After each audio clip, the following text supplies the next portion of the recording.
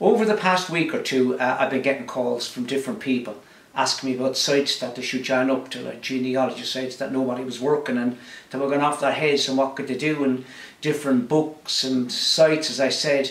So I decided to do a little kind of like a history blog of the more unusual aspects of Waterford history and when it happened. And one I was trying to organise there a while ago, but unfortunately with this coronavirus lockdown, nothing is happening. And that was to get young kids involved in a centenary or centenary commemoration of what happened in Waterford and indeed all around Ireland. During the War of Independence, there was over what was called 100 Soviets occurred in Ireland, and that was workers taking over factories.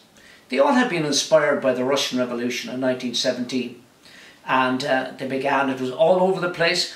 A fellow Waterford man, Liam Cal, wrote a great book on the Limerick Soviet thing, that was 1919, and there was lots and lots of another book written by a fellow called Conor Costick, Revolution in Ireland, and that deals with all the Soviets around Ireland, an excellent book. And our own Emmett O'Connor wrote The Labour History of Waterford. Every home in Waterford should have an absolutely brilliant book by Emmett. He's written very, very much on the labour history of Waterford. These are all available in your local library when we can get back into them. Well, what I'm talking about is what was known as the Waterford Soviet. And in 1920, there was an awful lot of Republican prisoners in jail.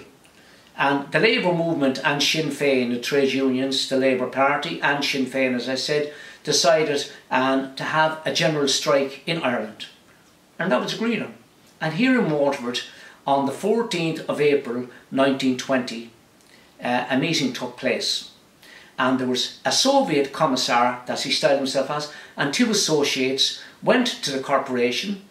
The mayor, who was Dr. White, he had been a Sinn Féin TD and councillor, and also a chemist down in Broad Street.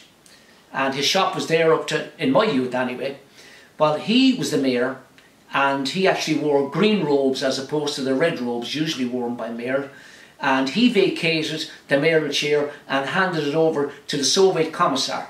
And then they decided that they would close all the businesses in Waterford, and they were very successful, with the exception of course, a couple of pubs and law clerks and bank officials who refused to get out.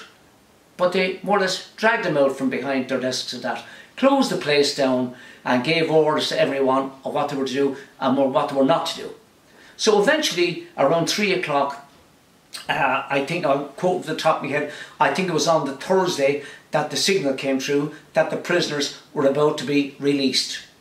And everybody was happy. Now, I'm wrong in saying everybody was happy, because what happened that night and the following day was a crowd of Redmondites, good old Irish, true blue Redmondites, began to attack the Sinn Féin hall down in Lady Lane. Broke the windows. They also broke the windows of Dr. White, the mayor, as I say. He was a Republican TD, and well, anyway, there was ructions all around the town. They all gathered together again, all the Redmondites, the following day, and again went around town smashing windows and shouting up Redmond and about the Sinn Féin prisoners. They got what they deserved. So what actually happened was then there was a lot of Republican volunteers marched in formation against the Redmondites and dispersed them. But it wasn't the only Soviet, because another one jumped forward 3 years to 1923, and at the beginning of January 1923 there was two strikes in Waterford. One strike was in Graves's, that was down on the Park Road, as we call it. I know it as the Park Road, but down by the People's Park. And the other one started off in the Gasworks down at the waterside. Now, the one in the Gasworks was more or less an inter-union dispute, and that was over what was called the trimming of coals. That when they piled the coal into big heaps, some of it spilled around on the outside, and the fellas came along with shovels and put it back. That was called the trimming of coals. And there was an inter-union dispute between the Dockers Union and the Irish Transport and General Workers Union. Well, anyway, the workers took over, the ITGWU lads took over the Gasworks. They sacked the manager, they hoisted a red flag up over the building, the office building down the waterside, and they took over the Gasworks. Now, the government weren't too unpleased because they said these guys will make a right bags of it. And that's exactly what Emmett O'Connor wrote in his book, The Labour History of Waterford. But they were wrong, because they didn't make a bags of it. They ran it very successfully. Now, remembering that the gasworks had to provide gas to all the places in town, all the houses, the industries, the hospital, the whole shooting gallery, and they had to supply the whole lot with gas. And the girls in the office and the office clerical staff stayed, even though they were a different union, and they did all the paperwork and did it meticulously and brilliantly. And the strike committee said to the people of Waterford, if you don't pay your bills, you'll be cut off. But they always said that they held the whole lot, the works, in trust for the company. And that was one thing that has to be accepted, because they were very unhappy with the manager, a fellow called Percival Ellicott. So who raised the red flag? Well, I discovered that because I wrote a history of it, and it's in DC's, and I just have it written here what number DC's it is. It's in DC 68 2002. You'll get it in the library, but not only that, you'll also get it online.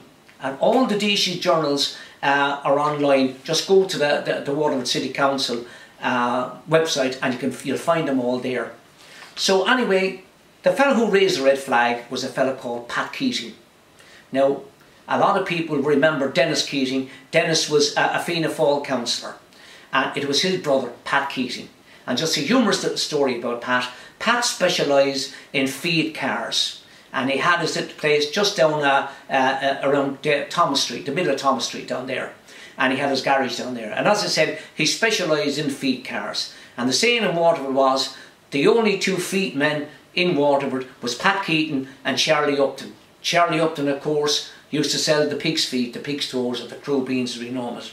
So I spoke to Pat on several occasions about the Waterford Soviets, and he told me it was his father that raised the red flag.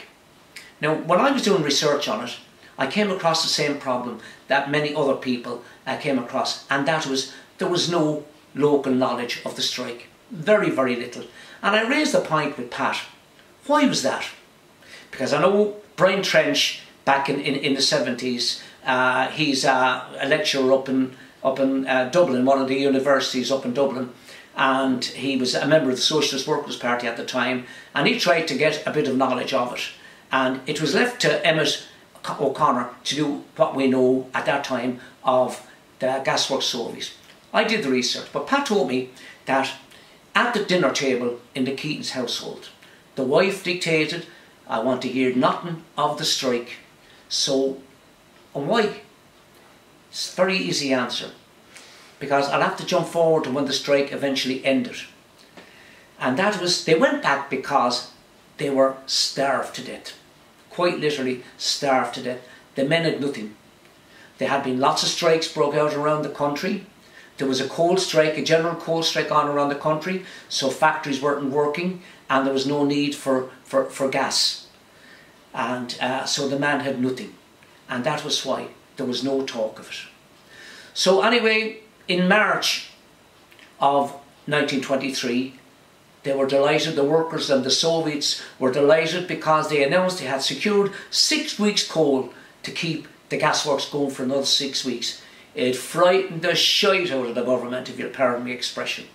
And why did it frighten the shite out of them? Well, this was a Soviet that was working. It wasn't going to fall and collapse because of the inefficiency and ineptitude of the workers. The workers were demonstrating that they were very, very capable men and had intellect and organisational skills. So what did the government do? They sent in the army. And in the night time, when there was only a skeleton staff on, the Free State Army moved in and evicted the men from the gasworks at bayonet point. So they were outside and they said they'd struggle on. The struggle wasn't over. But it went on, and as I said, there was too many things on the outside influenced the outcome. The management could just sit back and wait because they had a lot of other troubles on their plate too. The strike eventually ended in August 1923, but it didn't end there. Not all the men went back. A lot of men went back, were invited back because the company were very, very, very they picked who they wanted to go back. Pat Keaton told me that his father got his job back because he was a highly efficient man and manager. But he said, I won't take it, because his best friend had gotten married with a young family, and he gave it the job to his best friend, and he emigrated to England and worked in a gasworks in England. He eventually came back to Ireland again. But in 1924, things were very, very bad. And the company, the gas company, came to the works and said, we want you to take a wage reduction. And they had no choice. And what they said was, if the men take a wage reduction, we'll take that off of the cost of the gas. So they had them by the virtual you-know-what. So they did. The men had to concede a huge wage cut, and the gas company took the money off the men for a wage rate cut, but they didn't take it off the profits. Lessons to be learned, my friends, in lots of these little things. It was an unusual time. I was hoping to have a recreation of that and some of the speeches that were made at the time by the trade union leaders and the Sinn Féin representatives, because it gives a great, it brings to life the times. When you read the words from the mouth of these men, the men who were starving. And remember, in 1923, the housing in Waterford was atrocious. That's going to be my next little talk about the housing in Waterford, which will shock you. But anyway, that's the story of the Gasworks Soviet and the Waterford Soviet of 1920. Hope you enjoyed the little talk. Anyway, I'm going to put it up on Facebook on the Waterford History Group site, and any questions, send them, I'll do my very best to answer. And I'll do another one on the housing in Waterford. Look out for that in a day or two. Enjoy the lockdown.